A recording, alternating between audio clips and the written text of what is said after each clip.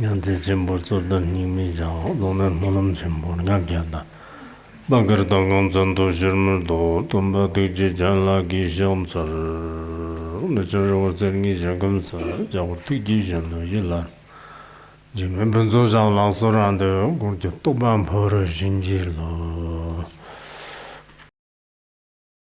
Profound and subtle Dharma is rarely encountered in eons. Now we hear and follow it. May we realize the Tathagata's meaning. To liberate beings, please generate bodhicitta before teaching. Today we will thoroughly discuss the profoundly significant and ancient Buddhist scripture, widely known as the Sigalovada Sutra, a text of immense wisdom. This class will most likely take approximately about an hour to complete. Some of you attending the lecture, if you have the time, it would be best not to come and go during the lecture. Please try not to move around unless necessary. If there are special circumstances, exceptions can certainly be made. Other than that, it's generally best to listen to the whole class. Each class is generally about an hour in length. At most, it might be just a little bit over an hour, perhaps an hour and 5 or 10 minutes. It won't be much longer than that, I promise you. This is a very important request that I have for everyone present. I don't think this request is unreasonable, right? If you are going to listen, you can listen for an hour. If you genuinely do not wish to listen, you are welcome to slowly and gradually depart at this very moment. So, today we shall continue our profound exploration of the Sigalovada Sutra. What we are meticulously covering within the Sigalovada Sutra during this session is indeed exceptionally significant and profoundly important. We will mainly talk about its core and fundamental content. This Sigalovada Sutra of ours, which is a very important and significant text, after we all have attended several classes and absorbed the material, I, for one, feel a deep sense of personal satisfaction and great benefit, which has led me to consider that, given the opportunity in the future, I must continue to spread these teachings among various social groups. There's just one more important request in the foreseeable future among some of the various lay communities and their respective members. The main focus should be on studying and promoting it. After I finish teaching and imparting knowledge, I also sincerely hope that some dedicated Buddhists will continue to practice and propagate the teachings in the future, ensuring their longevity, to treat it as a continuous course of study and diligently keep studying and reviewing it. This methodical approach will ensure that the valuable content becomes even more thoroughly solidified. Sometimes when we study a Dharma teaching, we might just go through it directly without any prior preparation or any comprehensive after-class review, which could lead to a less effective learning experience. And if we don't listen with special focus at the time, even though we've heard it once, we may not have truly understood its deeper meaning. So when we study, we should approach this Dharma with a very thorough and profound understanding and then put it into practical application in our daily lives. That is truly the best and most effective way, because as everyone universally knows, this profound Dharma was personally taught by the enlightened Shakyamuni Buddha over 2,500 years ago, and its timeless wisdom continues to resonate deeply. From a certain perspective, such a teaching is indeed very fascinating and truly captivating. When we, as later generations, meticulously study it now, we can profoundly sense the society of that particular time, whether it was in terms of gender equality or other significant societal aspects, or in terms of social customs. There were many aspects that were not advanced. This is acknowledged both in the East and the West. However, judging from the comprehensive content of the Sigalovada Sutra, have already been brought before us, the people of the 21st century, in a very significant and impactful way. And indeed, every fundamental principle it contains is exceptionally meaningful and truly valuable. The comprehensive content discussed here, which covers various important aspects, does not involve particularly profound or unfathomable theories, but it is truly practical and profoundly applicable in our daily conduct and actions, in how we interact with others and handle all our relationships, as well as in our everyday constant interactions with individuals from all diverse walks of life. There is a profound and deeply significant meaning to be found, As for the initial segment, it primarily delves into and thoroughly discusses fundamental matters of morality and ethical principles. After finishing the explanation of the Sigalovada Sutra, I hope that the Dharma friends who are taking the exam will give me a brief summary. When you take the exam, state how many points are covered in total here, and each person should speak for about 10 to 15 minutes. Otherwise, 5 minutes is too short. In just about 5 minutes, some individuals who are a bit more clever and astute will simply sit there, perhaps pondering, and then leisurely flip through a few pages or documents. And just like that, with this unhurried approach, the time passes by remarkably quickly. When they are just about to start speaking, it's sorry, your time is completely up. And then, surprisingly, they are quite happy about it. So, if the time is too short, it doesn't work. At the very least, for example, in the beginning of our Sigalovada Sutra, we first talked about the 4 precepts: killing, stealing, sexual misconduct, and lying. Then we discussed the 4 kinds of evil actions, which are greed, anger, ignorance, and fear. Next, we talked about 36 ways of harming property, starting with 6 different methods or approaches, such as drinking alcohol, singing and dancing, indulgence, gambling, and so on. Then, for each specific method, we thoroughly discussed 6 distinct types. After that, it is important to note that there should indeed be 16 effective methods for skillfully avoiding bad friends.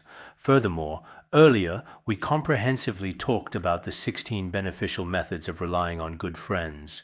We have just finished discussing those, so today we will begin discussing the truly significant 6 directions. Among these 6 directions, there is the important relationship between parents and children, and also the relationship between teachers and students, the relationship between husband and wife, as well as the relationship between friends, the relationship between servants and masters, and then we will talk about the way of make offerings to someone like Brahmins and ascetics. I remember there should be 31 methods later on. In this comprehensive overview, it has been meticulously determined that there are, in fact, more than 100 distinct and individual items included in the grand total, encompassing a wide variety of categories and types within this collection. So there are indeed this many points here. For each of these points, it would be most beneficial if everyone could thoroughly memorize their respective content. What is the first point? The second point? Or if we were to be tested on memorization, of course, I'm not asking all of you to meticulously memorize all of the more than 100 intricate points. However, during our comprehensive study process and in our detailed examination, what is the essential overall framework of the Sigalovada Sutra? Earlier, we mainly talked about aspects of behavior. Later, regarding avoiding bad friends and relying on good friends, we discussed 16 points. It should be exactly 32 points. And starting from today, we will thoroughly discuss the most crucial and important part: up and down, front and back, left and right, all interpersonal relationships. We can say that we are the main deity of the mandala. Each person is actually the main deity of their own mandala. There are people above, people below, and people to the left, in front, behind, to the right, above and below, everywhere. So how should we handle? Some people have poor relationships with everyone. They have relationships with above them, and with those to the left and right, front and back, above and below, they have bad relationships with them. In that case, as I mentioned, it's impossible to talk about spiritual practice. There's no way to give rise to bodhicitta. Just look at those closest to you. If the people in your own mandala, those around you, are not okay, then it's like being a ticking time bomb, blowing up absolutely everything around you. Bang! So, in this situation, how could you possibly practice? And how could you even think about liberating sentient beings if you want to help others, but you can't even help the people around you? Then when it comes to people you don't know at all, complete strangers, or even enemies you resent, it's supposed to be your own love and bodhicitta that transforms them, but that's not an easy thing to do. That's why I firmly believe the Sigalovada Sutra is truly extremely necessary, and everyone should study it, not just study it, but truly put it into practice in our daily lives. This is extremely necessary. So, what are we going to talk about next? Today, let's talk about the 6 directions. Because that very day the Brahmin sun began to pay homage to the gods, starting in the morning, first to the east, Then he prostrated to the south, to the west, to the north, and also upwards and downwards. As he was diligently making these prostrations, he curiously and respectfully asked, "So what exactly are the 6 directions in the context of Buddhist teachings?" The Buddha then told Shansheng, explaining each direction in detail. And before explaining the true meaning of the 6 directions, he talked about the related topics I just mentioned. Actually, as for this content, we have already studied all of it before. Each part of it truly is still very much needed in today's society. So whether you are a monastic or a layperson, I sincerely hope that through dedicated learning, we can truly inspire and positively transform others. This is indeed very important. Just today, on a graduation album for an elementary school, I was specifically asked to write a meaningful inscription. I just casually wrote a few simple lines. "What exactly did I write?" I said. "You are not really graduating from your studies. You will continue to pursue further education in another place. Today is not the day you graduate. It should be the very beginning of going to another school to study." That was precisely how I wrote the entire first paragraph. Then in the second paragraph, I said, "In this world, there are many things that people commonly consider valuable. But actually, I believe I have found that nothing is more meaningful than learning knowledge. In this world we are living within, perhaps people do indeed have different values. Some say that money is very important. Some say that love is very important. Some people say that status is very important, while others say that beauty is very important. And still others say that other intangible things, including art, culture, and so on, are important. All of these truly have value, but for any of these to truly be useful and impactful, we absolutely need to learn, meaningful learning that is, and then fundamentally change ourselves and in turn change the entire world. This is what each of us should need the most and what is most useful.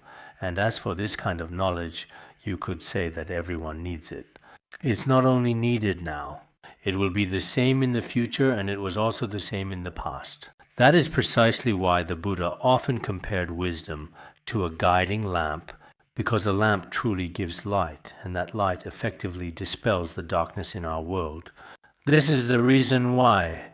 Therefore, as we carefully study this small Sigalovada Sutra, I personally think it's quite good. It still truly follows the Buddhist perspective inside, because some people think that Buddhism seems to ignore family ties and connections, unlike other religions, which are particularly relevant to our everyday worldly life. Whether it's Confucianism or Christianity, for example, many of them, in their teachings, pay special attention to our society and care about the family. But actually, that's not the case. As Buddhists, perhaps in the past, according to Tibetan Buddhism and Chinese Buddhism, most of what was being promoted was truly rather profound indeed, such as Madhyamaka, Prajna, Chan Buddhism, and so on. And most of the profound teachings at that particular time were primarily found in the imperial palaces, or even within some secluded monasteries, in these quiet and truly tranquil environments, or among some higher social strata. Perhaps the majority of people in society were not clear about it. The teachings of Buddhism, the teachings from the Buddha's first turning of the Dharma wheel, are truly extremely important for the morality in our modern world, for how to conduct oneself and handle affairs in society, and for interpersonal relationships. After studying in this way, I think for those who study Mahayana Buddhism, our interpersonal relationships should be something that comes easily. Nowadays, most people, as Dharma friends mentioned during the exam the day before yesterday, in our current society, it's not that wisdom is difficult to attain, nor is it that it's very hard for people to accomplish things. The most crucial issue is that interpersonal relationships are hard to manage. Because of this reason, in our work and in our spiritual practice, including at all levels of society and throughout the community, we lose many opportunities. This is also possibly because we lack a basic understanding of the fundamental teachings of Buddhism and haven't really taken the time to understand or realize them deeply. For this reason, we end up, in both our daily lives and our spiritual practice, potentially missing out on a great many valuable and enriching opportunities. So, for all of you who are present here today, I encourage you to reflect further on the Sigalovada Sutra. Don't think that Khenpo has been nagging on and on for so many years, talking endlessly every day, and that, it would be nice if he weren't here. Then I could take a break. But when he's here, you can't skip class. If you attend the class, you have to listen. What's the point of that? It's hard to say whether you might start to feel bored or not. Some people might think, this Sigalovada Sutra is just this, that's all there is to it. I understand it myself. I can just read it on my own. There's no need for a lecture. Maybe if I read it myself, it would be even better. My comprehension is quite good. My classical Chinese is also excellent. Maybe some people think this way, I don't really know. But regardless of all that, therefore we should diligently do our utmost best to actively promote and widely spread the profound Sigalovada Sutra through every conceivable and effective possible way. From this moment forward, just like the other day when we made aspirations while studying the Vimalakirti Sutra, let's also make aspirations for the Sigalovada Sutra. In the future, whether you are a layperson or a monastic, you should do this in schools, within our communities, in our workplaces, and at all levels of society. Even if you genuinely cannot find any particularly large group, then please do it within your very own family. In some places like ours, there are indeed many people residing within a single household. In some Tibetan areas, some families have more than a dozen children. If the parents are in charge, they could practically start a class. No problem really, right? You could specifically teach the Sigalovada Sutra. You could even have 2 classes, one for beginners and one for intermediate or advanced students. The older kids can be put in the advanced class. And the younger ones, you could even have a kindergarten or preschool class. So, some of us should truly have such valuable opportunities. At this crucial time, we should really promote the profound Sigalovada Sutra. Today, I also want to encourage everyone to make a vow in your heart. No need to raise your hand today, just make a vow in your heart. The power of making a vow is very strong. Right now you may be an unknown person, but then you think to yourself, I made this vow on May 2nd, 2019 in the afternoon, around 6 or 7 o'clock. Now it's past 8, right? No, I mean the time I mentioned, that's the time here. But in some places it might not be the same. At this time I made this vow. In the future, I will also do my best to promote it. The power of making such a vow is very strong. I hope that just listening to a sutra is not enough for us. Even if it's just a few verses from it, if the conditions really aren't ripe, then among the teachings on the 6 directions that we talked about today, the specific requirements for parents and their children, these particular requirements should be readily achievable. You can write them on the wall, or write them down in your very own notebook, as they truly are profoundly beneficial to our society. Now, today, let us continue with our primary main topic. The Buddha told Shansheng, you should know the 6 directions. What are the 6 directions? Here, he says, parents are the east, teachers and elders are the south, wives are the west, relatives are the north, servants are the lower direction, and monks, Brahmins, and all noble practitioners are the upper direction. The 6 cardinal directions he is referring to originally pertain to geographical directions or orientations, which are fundamental concepts. But here he is referring to people. In Buddhism, we are to pay homage to these people, to pay homage to these so-called directions, these individuals. Why is that? Actually, I've been contemplating this idea. For instance, if we consider parents to be like the East, then the moment we enter this world is just like the sun rising in the East. At the very beginning of our lives, we have a close relationship with our parents. So at the very beginning, our parents, just like when the sun truly rises in the morning, it always comes from the east. So paying proper respect and showing deep reverence to our parents can be called here. The directions are merely a symbolic representation. Just like how Brahmins pay homage to the 6 directions, we also have this kind of practice. When we pay homage, it doesn't necessarily mean we have to face east. If you have a good relationship with your parents, that's what it means to pay respect to the east. Then after that come the teachers and elders. As for teachers and elders, here they represent the south. Teachers and elders generally refer to senior figures and instructors. After having parents, as you grow up, you start going to school and have teachers. After the east, south, west, and north, next comes the south. Generally, when we enter school, we rely on certain people. Our bodies are brought to us by our parents. and our wisdom is brought to us by our teachers and elders.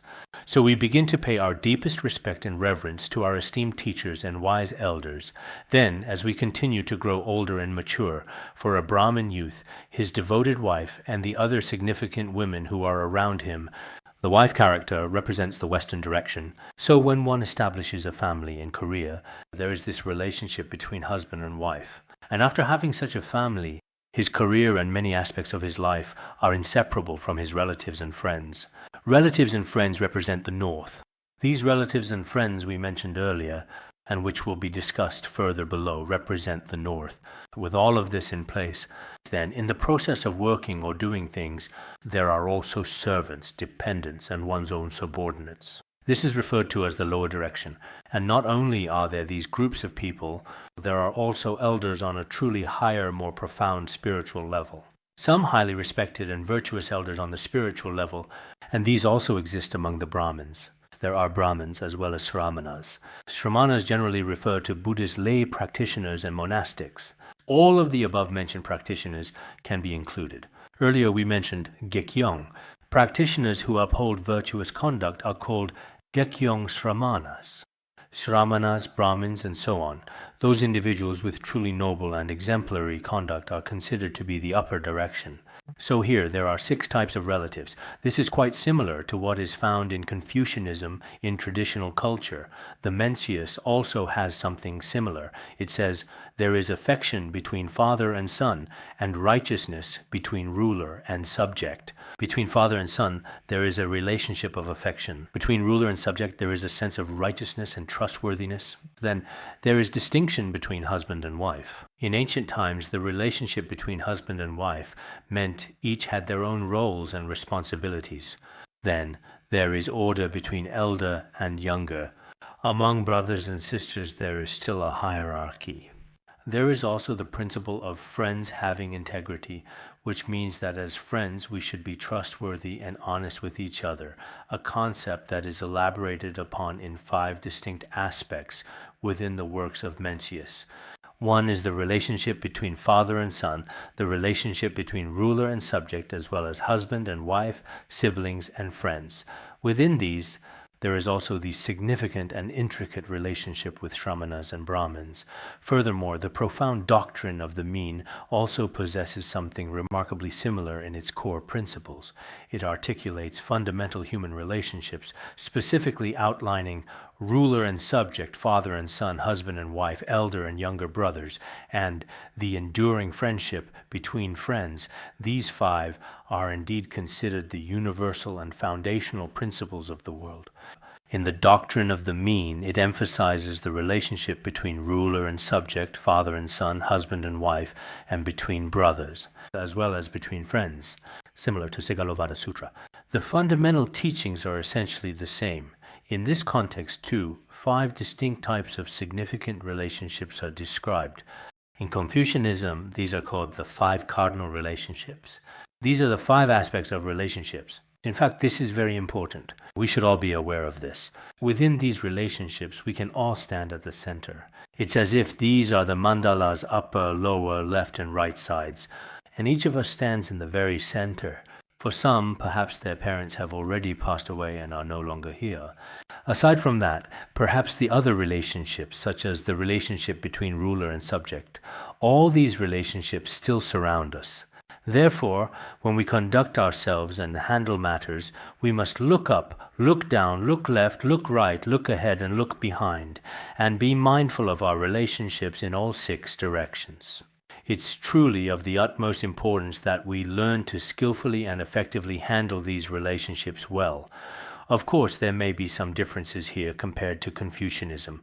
Later, we'll discuss that each relationship is reciprocal. Perhaps in some Western historical contexts, for example, the relationship between husband and wife, and also some relationships between men and women, there was still some lingering male chauvinism or pervasive gender bias present. And as for some of the ideas in Confucianism, they also only talk about disciples, how disciples should treat their teachers, how children should treat their parents, how wives should treat their husbands, and so on. But as for how husbands should treat their wives, or how parents should treat their children, in Confucianism and some other philosophical teachings, these are not mentioned much. There are a few mentions, but not many. But Buddhism actually addresses both sides of the matter. There are requirements for both, as will be discussed below. For example, how children should treat their parents, and likewise, as a parent, how you should properly treat your children. So in this particular regard, Buddhism is a bit different from some other spiritual traditions. Therefore, as you carefully observe and diligently study, you should also take the time to understand this very thoroughly. Sometimes as Buddhists, we ourselves think that Buddhism is especially remarkable in certain ways. For those who already believe in Buddhism, they may feel this is only natural. But for some people, those still standing at the threshold, or those who are half believing, half doubting, they might wonder if this is just self-praise and disparaging others. But sometimes that's not necessarily the case. If we look at it from a very fair and impartial perspective, sometimes, when compared with other religions, whether in terms of profound depth or boundless altruism, in many significant aspects there may indeed be some truly unique and distinctive features. In the past, particularly in the detailed biography of Xuanzang, Emperor Taizong of Tang, whose personal name was Li Shimin, repeatedly asked him to return to secular life on multiple occasions after he had come back to the monastery. There were clear and persistent intentions from the emperor for Master Xuanzang to re-enter lay society. At that time, Master Xuanzang tactfully declined these requests. Later, on one particular occasion, he was asked, "What are you doing now?" He replied, "I am currently translating the profound Yoga Karabhumi Shastra, and through this significant endeavor," this conversation is recorded in his biography. During their extensive conversation, Xuanzang later meticulously explained to him some of the profound stages in the Yoga Karabhumi Shastra. He told him how Maitreya Bodhisattva expounded these teachings for the benefit of sentient beings. He carefully explained these fundamental principles to him. Afterwards, the Emperor Li Shimin did indeed diligently read and study the profound Yoga Karabhumi Shastra. After reading the Yoga Karabhumi Shastra, he developed a profound and unwavering faith in Buddhism, praising its teachings as both deeply systematic and unfathomably mysterious. Its teachings are profoundly unfathomable. He said, "To claim that the three teachings are equal is nothing more than an empty and baseless fabrication."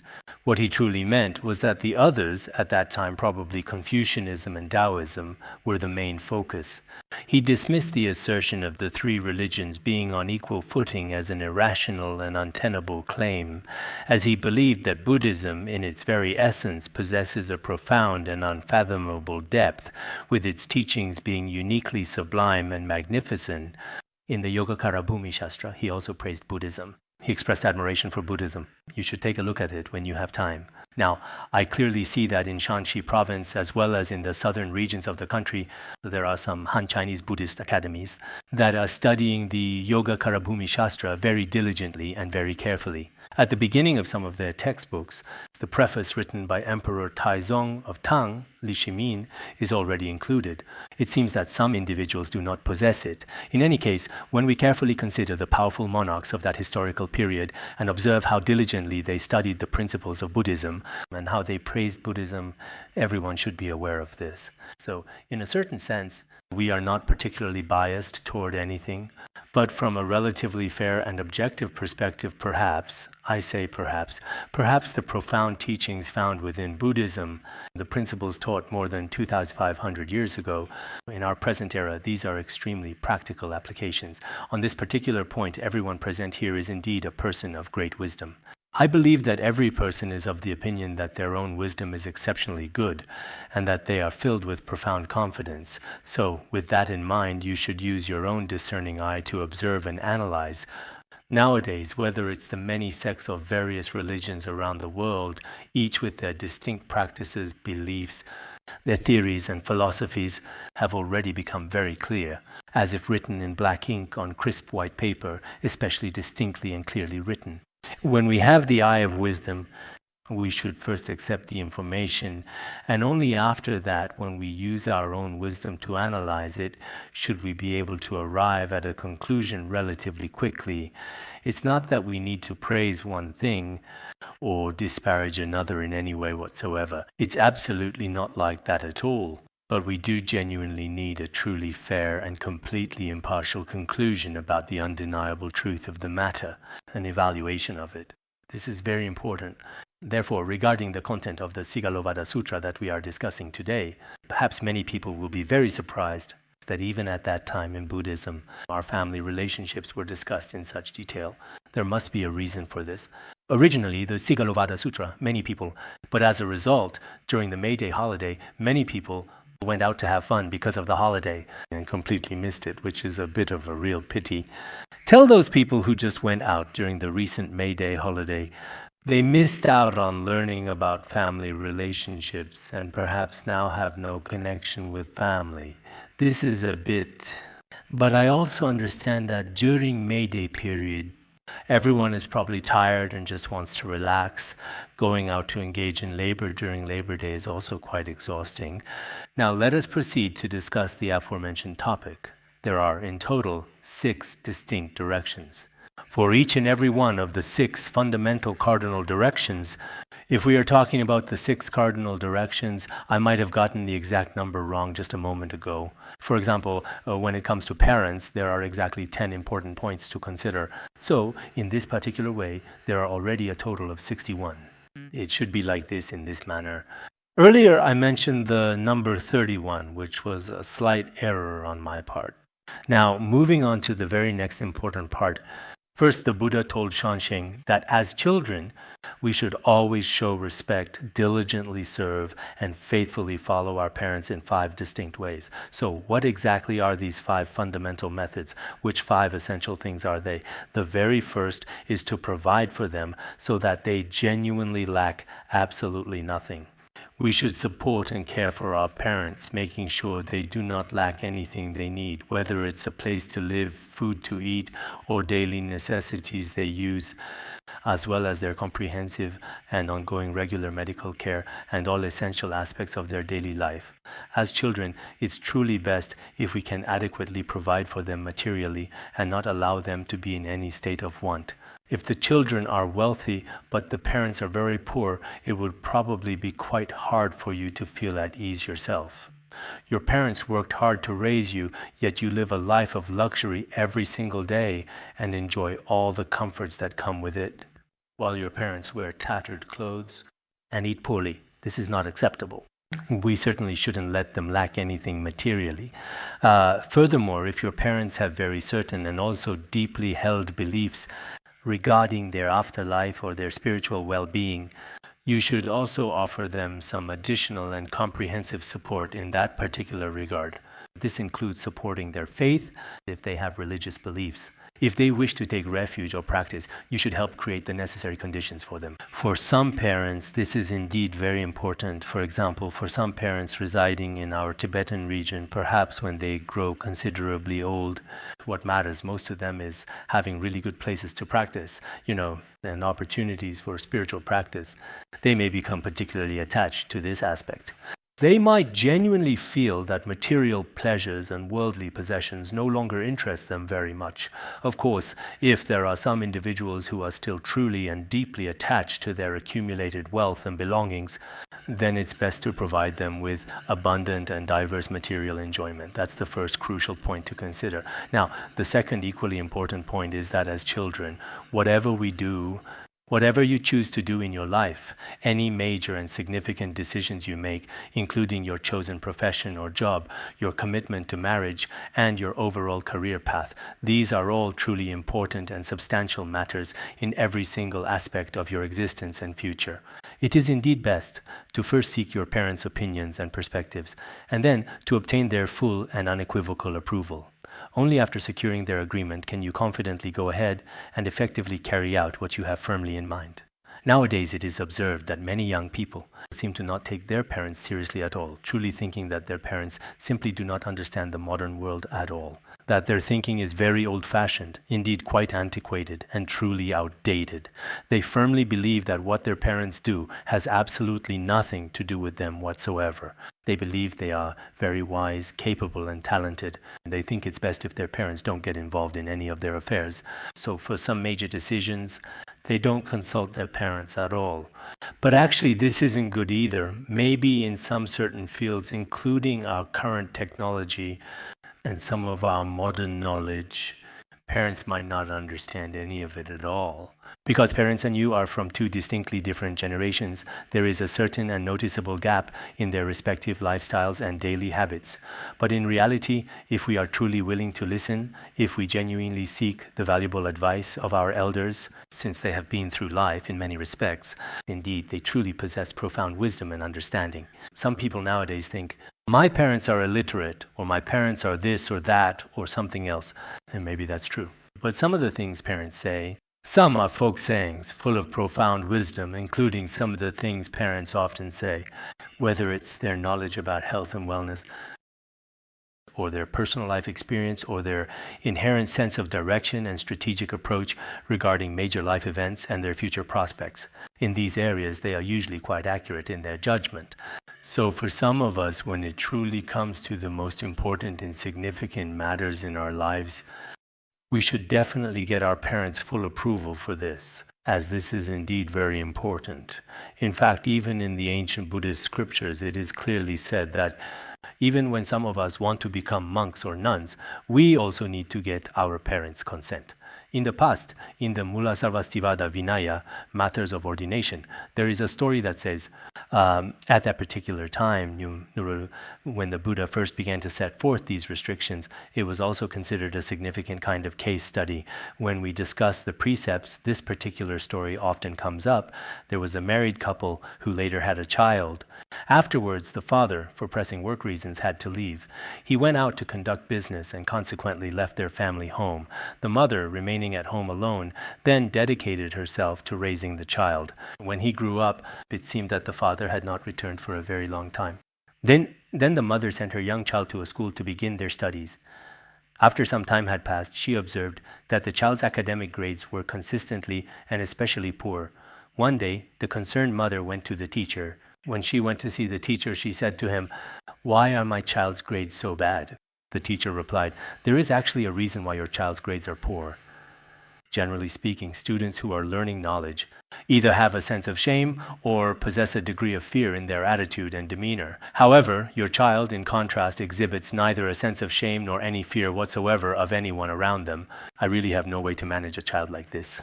Then the mother asked, "So what do you suggest? How can this child do better in his studies in the future?"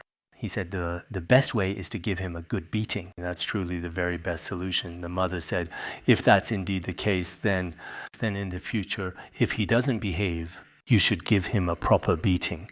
Later, there was a time when the child misbehaved. The teacher gave him a severe and painful beating in the classroom. The young child came home crying uncontrollably. After he got home, his mother also gave him a harsh beating. Both the strict teacher and his own mother severely beat him. After that, the distressed child immediately ran away from his home.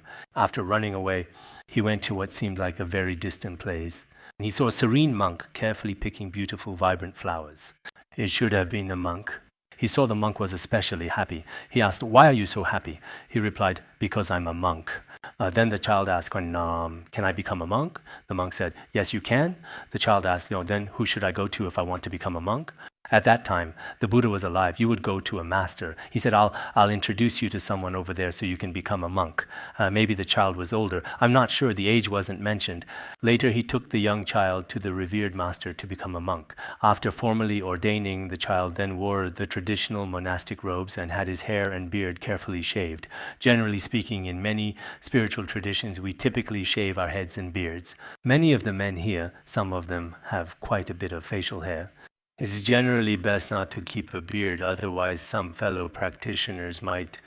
But when I was quite young, at the very beginning of my life, I also kept a bit of a beard for a period of time. But it seems that later, once His Holiness also mentioned that it's best for monks not to have beards. So I have observed that among the men in our lecture class, there are quite a few individuals who have consistently It truly seems that more and more people are now choosing to grow beards. This phenomenon might still be attributed to the fact that after undergoing ordination, a significant number of unnecessary worldly things and attachments are no longer required or desired. So let's see how it goes. He shaved his head and beard and became a monk. After ordaining, there was a time when he wore his robes looking quite dignified and composed. Perhaps he went out for alms or something of that nature. His mother went everywhere diligently looking for him. She first went to look for the teacher. She said, my child is missing. What should I do? He said, that day he was disobedient. I hit him and he never came back. Then the mother said, I also hit him. Now that he's gone, what exactly should we do? After all, she was indeed his mother, a very important person to him. She was especially heartbroken and searched everywhere for him. One time while she was waiting at the city gate, she saw a dignified and composed monk coming out. She asked him, have you seen any children? When she looked closely, it turned out to be her own child. She ran into him there. She was absolutely furious and immediately grabbed him, dragging him back while forcibly stripping him of his monastic robe, then commanding him to. At that time he was holding a begging bowl. She also made him put down the bowl. She made him put on regular clothes and return to lay life. Later, when the Buddha learned about this situation, he said, generally speaking, without the parents' explicit consent, it is not advisable. It's best not to become a monk. If you do become a monk, it is considered a minor offense. As for a minor offense, it's not particularly serious. It can be confessed and repented, because in some places, if you really have to obtain your parents' explicit and willing consent, you might realistically never be able to become a monk. This is a significant challenge for many. So, even the Buddha himself at that particular time, his beloved mother was not physically present with him. But King Shuddhadana did not give his full consent, and he also quietly left the palace to become a monk. So perhaps the Buddha, at that significant time, in order to prevent public criticism and any potential unrest, he said it's best to get the parents' consent. If they do not agree with this, then for the preceptors, the esteemed teachers, and the venerable acharyas who allow someone to become a monk, there are some minor offenses involved, not major ones, but rather small infractions. When we were at Larungar, some people would often come and ask, aren't you Buddhists? Doesn't Buddhism say that if parents haven't agreed, you can't become a monk? I don't agree, so how can you let him become a monk? Actually, when it comes to ordination, it's not that we insist on making someone become a monk. They do it voluntarily. Ordination is voluntary. If it's voluntary, there's nothing I can do about it either. Even the Buddha, under the pure stupa, shaved his own head and ordained himself in this way. Here, sometimes if someone ordains themselves in this particular way, there is truly nothing we can do either. When someone else is ordaining and taking on this significant role, as a monk myself, I can't just tear off all his robes immediately and force him to put on lay clothes again. That's not possible either. But as parents, they do have rights in this regard. Everyone should be clear about the relationship between these things. Generally speaking, it's usually best if the parents can agree on these matters. Otherwise, there might be some minor offenses.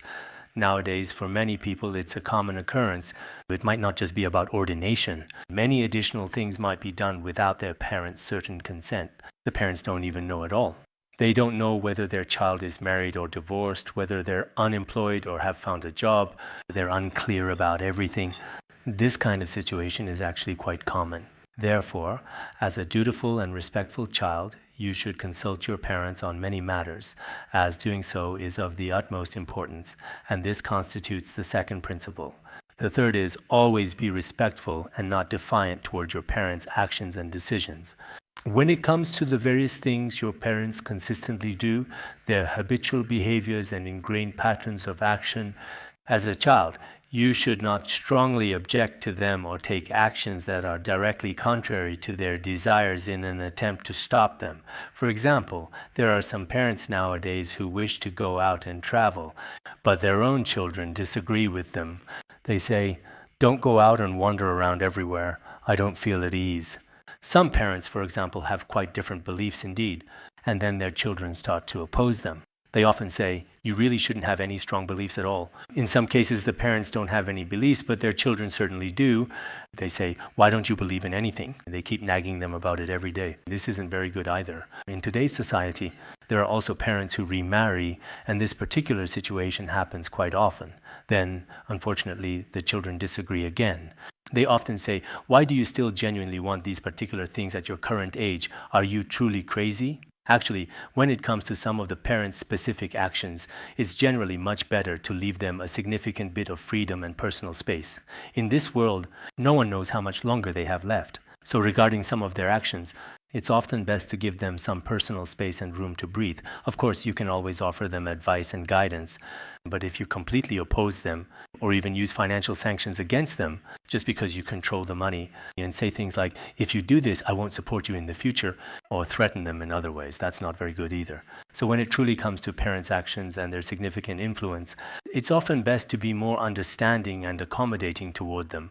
This includes, for example, significant issues of faith in today's modern world, where conflicts between parents and their children can become quite serious and deeply impactful in some specific places. There are also significant differences in political views and deeply held personal opinions. These particular issues can also be quite severe and challenging to navigate.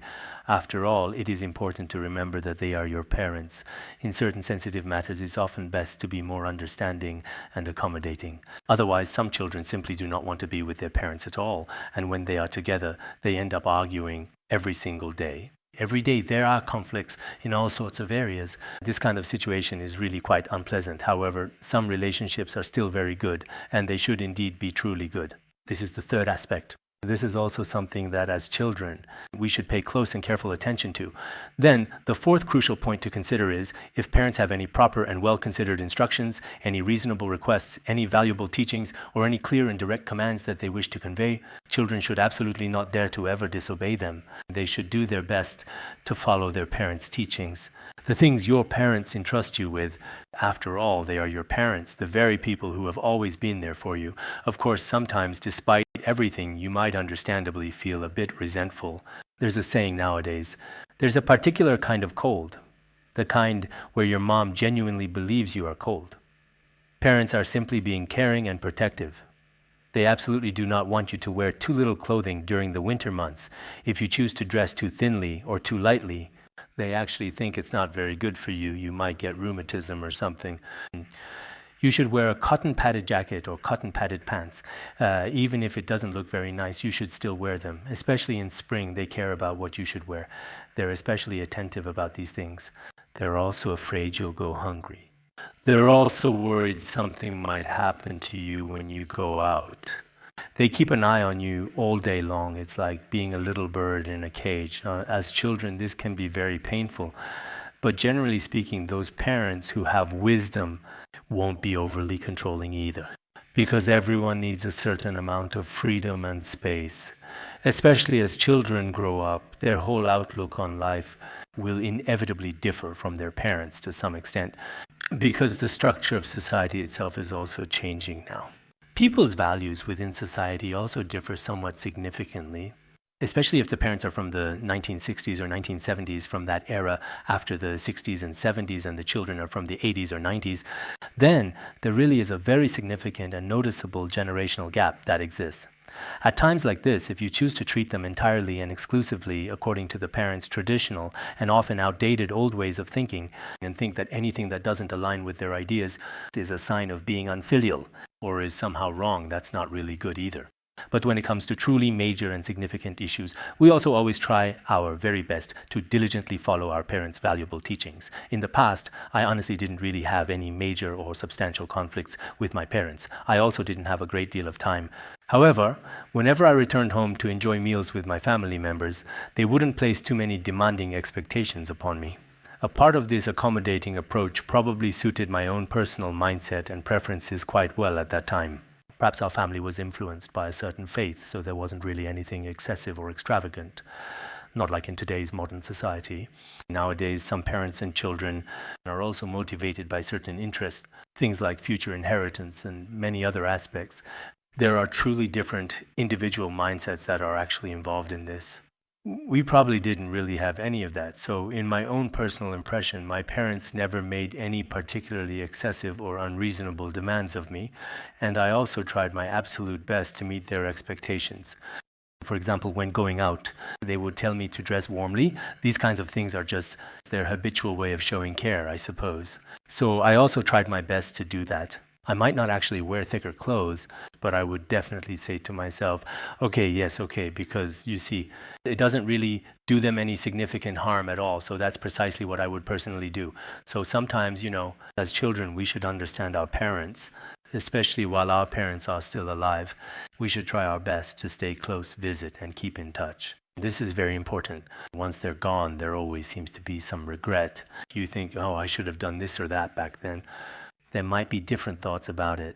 So I try my best not to go against them, which is good. And then the fifth important point is not to abandon the rightful and traditional professions of one's parents. For example, in India, and perhaps it is quite the same in Han region, in the past, a family's profession was taken very seriously and with great respect. If the parents were doctors or artists, or perhaps actually teachers, they would try to raise their children to follow in their footsteps. So it's not just about the family's business or career. More importantly, it might be about family traditions. There are many aspects of culture, this kind of culture. As children, we inherit and carry it on. Nowadays, some young people only care about how much money their family has. And apart from that, they don't think about what kind of culture their family has grown up in. Parents, too, from a young age have been in different environments.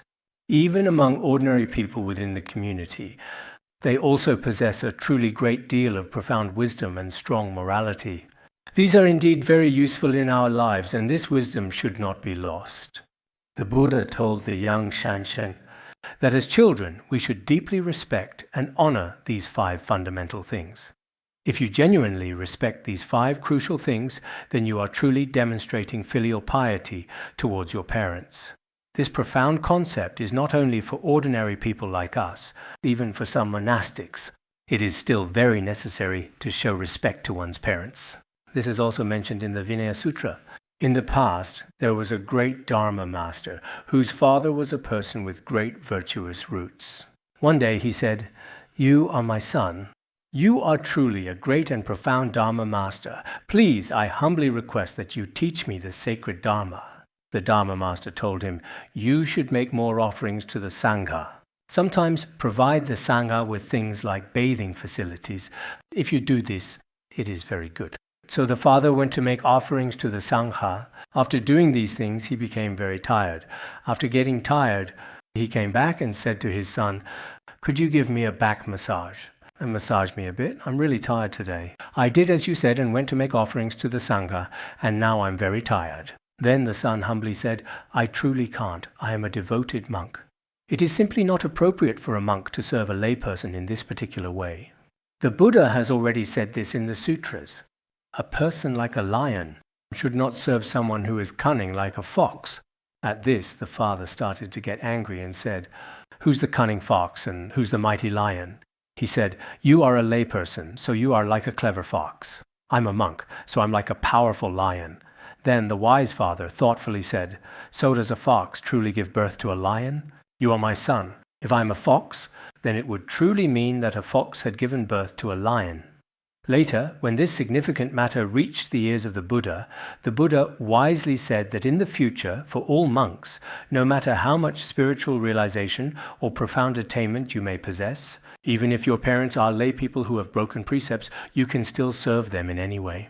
You cannot use the excuse of being like a lion. So for us monks, it is important to remember, some people say, I am a monk. I am a great Dharma master. I am a Khenpo or Khenmo. And what are you? This kind of attitude is also not acceptable. Sometimes when their parents fall seriously ill, I saw not long ago one of the Khenpos from our monastery, his own mother was sick. I saw on WeChat on the way to the hospital he was gently holding his elderly mother in the back of the taxi the entire time. That was a truly incredibly touching scene to witness. Some monks, when their parents are seriously ill or when their parents are in special circumstances, they take great care of them. So as Buddhists, we should also not think, I am a Buddhist. and you are a non-believer, you are this or that. And especially looking down on your parents is also unreasonable. So the Buddha also said, even if your parents are people who have broken precepts or have never had any faith at all, as a fully ordained monk, a great Dharma master, you can still serve them. Even some of your accumulated wealth, offering it to your beloved parents is entirely without fault, and indeed a virtuous act. This is the first principle. Today, I originally intended to just finish everything, but I ended up being a bit long-winded. Actually, the profound and significant relationship between parents and their children is still very important and truly foundational. Next, let's discuss the 5 essential things parents should actively do to genuinely respect their children and foster a healthy bond. When it comes to respect, they should respect and value their children. There are also 5 kinds of principles. What are these 5? The first principle is to admonish a child who is disobedient and prone to misdeeds by consistently counseling him or her against performing wicked acts and encouraging them to, because parents did not discipline them well, in the end, they commit all kinds of crimes and wrongdoing. Eventually, in this life, they end up in prison, and in the next life, they fall into hell. Actually, this is related to the parents' education. There is indeed a certain and undeniable connection. So as parents, they should also often and clearly tell their children which things can be done and which absolutely cannot be done. Parents should talk to their children about this. Otherwise, if I am a parent, and I act high and mighty, thinking I'm so great, and you are just my child, then whatever I do is justified. That's not right. Parents should still frequently educate their children. This is also mentioned in a Buddhist scripture. I forget which one. There was a dragon girl who heard that Shakyamuni Buddha was teaching the Dharma at a sacred place. The dragon girl's son did not have strong faith, but the mother truly wanted him to go and listen to the Buddha's teachings. She forced him to go to the Buddha to listen to the Dharma. He reluctantly went. Before he left, his mother instructed him, when you go to the human world, you must appear in human form. Don't appear as a dragon. But the child didn't really want to go in the first place. Upon arriving at that location, he did not transform his physical form, but remained in the shape of a dragon. And as a result, when the younger monks saw him, some of the more assertive monastic managers in particular were quite alarmed. They tied a strong rope securely around his neck and then cruelly threw him out into a wild, desolate place. He almost tragically died. The young dragon child returned to the magnificent dragon palace and tearfully told his mother, "Today, those barbaric people, they were really terrible. You said the Buddha was very good, but actually it is important to note that Buddhists aren't compassionate at all. They almost killed me." Then the mother said, "Didn't I tell you already? You shouldn't go in the form of a dragon." Fortunately, those were Buddhist monastics. If it had been anyone else, they would have brutally beaten you to death long ago, perhaps even without a second thought. Later, the wise dragon girl also made a heartfelt request to the Buddha, earnestly asking that Buddhists not be so quick to judge or act with such harshness, especially when other types of sentient beings come, not to tie them up with ropes, which could cause them discomfort. Later, the Buddha also formally included this important principle in the precepts. Consequently, there are indeed 2 distinct and significant points in this story. One is that if you don't listen to your parents' advice, in the end, the children will still suffer. The other point is, for us Buddhists, within the Buddhist community, sometimes there may be people who don't really understand the rules, who are a bit unruly, just like the dragon's son mentioned earlier. When people like that come, the stewards should not just immediately tie them up with ropes right away. This is actually quite an important point. I often say to our dedicated stewards, do not be too harsh or overly strict with the newly arrived lay people. But even though I've said this many times, sometimes it's just not understood. Sometimes I can understand if they have to manage so many monks and practitioners, they also have their own difficulties. Sometimes they might not even have time to eat, constantly busy maintaining order and discipline. It's really hard work, but sometimes it seems like, for example, some lay practitioners who just arrived. Yesterday I saw a few lay practitioners and the stewards here pushed them over there. Then the stewards said, "You can't sit here." So they were pushed back and forth, back and forth. This includes us as well. Some lay practitioners' cushions, monastics' cushions, these are tossed around here and there. Some places you can't sit here, you can't sit there. Actually, I've mentioned this before. Especially for some Buddhists who are new here, Their faith is very, very fragile. If you just bump them a little, they might never study Buddhism again. This is just like the delicate situation with the dragon's child that we discussed earlier. In this case, haven't I said before, when someone is just starting out, don't talk to them about precepts, don't mention rules about men and women, because at the start, for example, if some beautiful women come to where the monks are, it's fine to let her listen to a class. If some handsome men go to the nun's side, that's okay too. Let him listen to a class. It's not like they will immediately get deeply attached to each other or form a strong bond right away. If that's the case, the Pratimoksha precepts are lifelong precepts. Then you definitely won't be able to keep them. So sometimes here, some of the dedicated stewards among the monastic community, even at the entrance, sometimes they are always there. Maybe it's a bit better here since people have faith. Otherwise, they just pull people back and forth by the chest right here, saying, "Hey there, show me your Dharma listening permit." Really, the stewards absolutely shouldn't be too harsh at all in any way. Stewards work very hard, I understand you all. If I don't support your management, it might be a bit difficult. It's entirely possible that everyone in the entire workforce would go on strike tomorrow. But sometimes, really, when we first started out, what are Buddhists now? At the beginning, many people, this won't do, that won't do. But after some time, there's nothing that can't be done. Everything becomes doable. That's not right.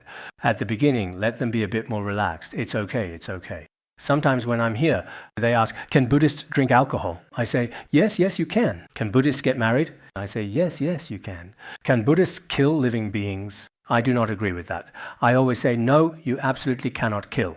As for other things, I always try to, as much as possible, give them permission in many important matters. So just now, we said that it's also very important for parents to set clear expectations for them.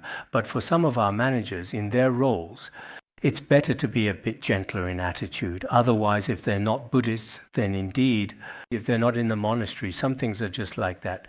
Some time ago, some of our lamas here actually, for example, indeed had a bit of friction with the local electrical engineering team working on low voltage power. There was a relatively minor conflict that occurred between them. Actually, it wasn't particularly serious at all, but then one day after class, I had a conversation with them. I talked for over an hour, and in the end it was resolved. Otherwise, sometimes the behavior of a very small number of certain individual Buddhists can cause some lay people to feel annoyed. Of course, some lay people's behavior can also be quite excessive. At such times, you might truly need to address it a little bit. This is also absolutely necessary. But with any given matter, you simply can't go to either extreme. You really need to have a very good sense of proportion. This is indeed very important. I don't even know what I was just talking about. This is the first method. Second, guide them to practice virtuous and beneficial deeds. Give them teachings on the profound benefits of virtue and how it can truly enrich their lives. For example, teach them how to act morally and ethically in this life and how children should properly behave. Then, in terms of their inner education and spiritual development, what precisely should be done. As parents, you must be able to thoughtfully talk to your children about the major and significant directions in their life. In this way, the children will also listen. Just the other day, at our local library, we successfully recruited several new and highly capable Tibetan and Han staff members to join our team. When I was conducting the interviews, there were a few Tibetan girls. They should have attended university. I asked, "Why did you apply here?" She said, "In the county, there are a few places that pay higher salaries than here." But I asked, "Then why don't you go there?" They said, "Our parents told us that maybe being here would be better for our future. So we chose this place. The pay might be higher over there, but here, later, I found out whether the pay was really higher over there. The salary was a bit higher in terms of numbers, but their working hours were several times longer than ours. So actually, I thoughtfully considered this matter to myself afterwards, wondering if they still truly listened to the guidance and wisdom of their parents. Their parents felt that our future conduct and all aspects of our behavior were still very important, so they wanted us to come here. That's why we applied here. At that time, later on, basically all of these people were admitted. So sometimes when parents give this kind of guidance, their children will listen. This is the second aspect. The third aspect is that parental love should be so profound and deeply compassionate as to penetrate the very bones and marrow of a child. This kind of love, the true love parents have for their children, should penetrate into the very bones of their children. Truly love them. But in our society, in this day and age, some parents sadly never truly love even their own biological children. For instance, if they have 2 or 3 children, they often especially love the son, but not the daughter. Later, when the daughter grows up, she even starts to doubt whether she is really her mother's child. Then she starts to get a DNA test. It turns out I really am my mother's child. So why did she treat me like this? Why was she always so harsh to me since I was little? So, for some children, this phenomenon also happens in Tibet as well. I once had a relative, and their family had a remarkably large number of children indeed. About 10, I think. I used to visit their home often, but in their family, the father especially loved his very own child, and the mother especially loved another child, while the other 7 or 8 children were not loved by either parent at all. All of them had many scars on their heads. Only 2 of them didn't have any scars on their heads. One was the father's favorite, the other was the mother's favorite. Honestly, this is really not good.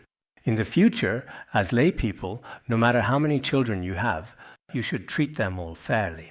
You absolutely shouldn't treat some people well and others poorly or unfairly. Doing this is really not good. The other day, in a widely reported news story, the renowned American actress Angelina Jolie, who is well known for her humanitarian efforts and extensive film career, apparently adopted some children. Later, she said that her assets, worth 800 million RMB, she planned to leave to her eldest son, who is about 16 or 17 years old.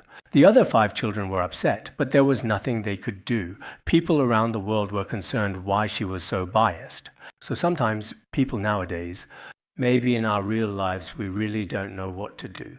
As responsible parents, you absolutely shouldn't be biased. Otherwise, when they eventually grow up, they will also be biased towards you. This is a natural law, because whether it's going to college or in many other aspects, if you've felt abused or discriminated against since childhood, then throughout their entire lives there will still be a lingering shadow in their hearts. I've met some Buddhists who said, "You talk about the compassion of parents, but my parents never loved me. They were always especially unkind to me since I was little." There are people who say this too. This is also an issue, and following that, the 4th point is that parents, as a matter of their duty, should also show concern for their children in the pursuit of a good marriage. If you look at Buddhism, in fact, regarding such marital relationships, it is truly not indifferent in any way. As parents, you should pay attention to your children's major life events. Nowadays, some Buddhists among us, it seems that after they truly start practicing Buddhism, they become quite indifferent to their children's marriage and family matters. This is also an extreme, because they lack wisdom and life experience if you don't give them some guidance on the main aspects.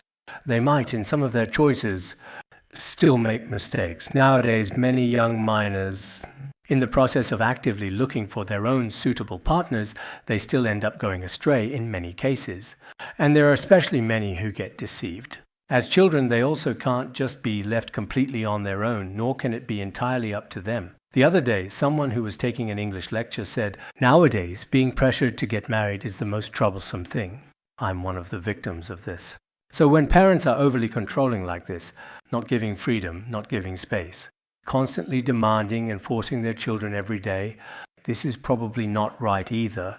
But Buddhism still cares about family life. It also talks about this here. Buddhism doesn't say that everything should be all about divorce or everyone becoming a monk. It's not like that. For those who truly live as lay people, it still has certain expectations. And then the 5th point, always provide what is needed. As parents, they should also provide their children with what they need. The necessary resources and financial support they require, parents must still provide. It's not like in some Western families where once you turn 18, you have nothing to do with us and you have to go out and work, earning your own money. It's not like that either. If it were like that, some people would be really pitiful. I've heard that in some Western countries, even things like getting married or buying a house are handled by taking out loans from the bank because they're only in their 20s. And if they have to start everything from scratch on their own, it really is quite difficult. So if parents clearly have the resources, this is different from dealing with outsiders. If you don't give them a single cent and just cut off the relationship, that's also a bit extreme and perhaps even unreasonable. You should, in a relatively appropriate and fair manner, provide them with a suitable and equitable share of the family assets, and adequately meet some of their essential needs. Then when they have a certain level of ability themselves, they can go on to build their own family and so on. This is a very good approach. So for us Buddhists, sometimes we might often find ourselves doing things that are rather extreme and perhaps even a little bit out of the ordinary. Society today is quite unique. Not long ago there was a news report saying that now in the United States, the divorce rate seems to have reached 50%. What are many experts deeply concerned about at this very moment in time? Many children who are currently living within those particular families have basically become part of single-parent households. For these children, their future mentality, physical and psychological well-being, all of these are affected by a certain shadow. In this case, it brings numerous significant problems to society as a whole. Therefore, currently, many experts believe, mainly in the United States, but also in many other countries, are seeing that the entire family structure, just as we discussed the other day, whether it's about cooperation within the family or the various so-called original family situations, are truly becoming less and less ideal indeed. In this modern era, as parents, they should certainly bear a significant responsibility. Otherwise, parents are essentially a reflective mirror for their children. The way parents conduct themselves throughout their entire lives has a significant impact on their children's entire lives as well. So in the future, when it comes to the children, whether it's their emotions or their values and many other aspects in their own personal lives and families, they will also end up playing very similar and comparable roles once again. At this particular point in time, when we carefully look at society as a whole and consider the entire family unit, it also inherently brings about many significant negative or positive influences. So now, therefore, I think what's said here is really good. Truly, there are 5 principles for how parents should treat their children and 5 principles for how children should treat their parents. This is very fair. Otherwise, some of our traditional ideas from the past were like this. Parents are always right, and children must obey them completely, just because they are your parents. But that's not right either. In fact, for many things, sometimes the parents are at fault, and sometimes the children are to blame. There should be a clear and mutual agreement between the two involved sides. If that's the case, then both society and families will be much better off. So I really think, as children and as parents, we should talk more about these principles with everyone in the future. We truly hope that families in our society can live happily and harmoniously together. This is also very much necessary. The Buddha, in his wisdom, told Shansheng, children should always respect, obey, and serve their parents with due reverence. As children, we should be extremely respectful and obedient in front of our parents, serving them wholeheartedly. If we do this, since parents are also very good to their children, and if children are also good to their parents too, then both sides involved will certainly find true peace and lasting happiness in their lives.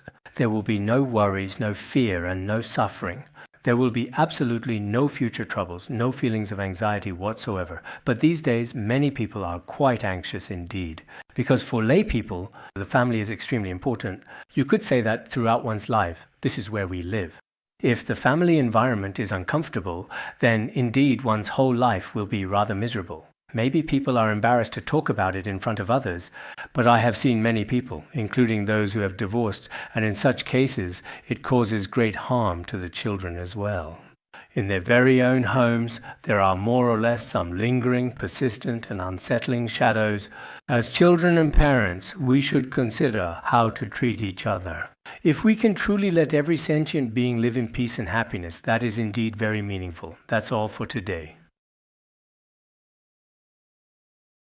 Sonam dei tamse thobanya tonne de jana pase kirgana jirano chupai jubun zonen droa droa ma bandangara badna asadarda ma bandangara badna asadarda Om Bandangara Banma Sadarda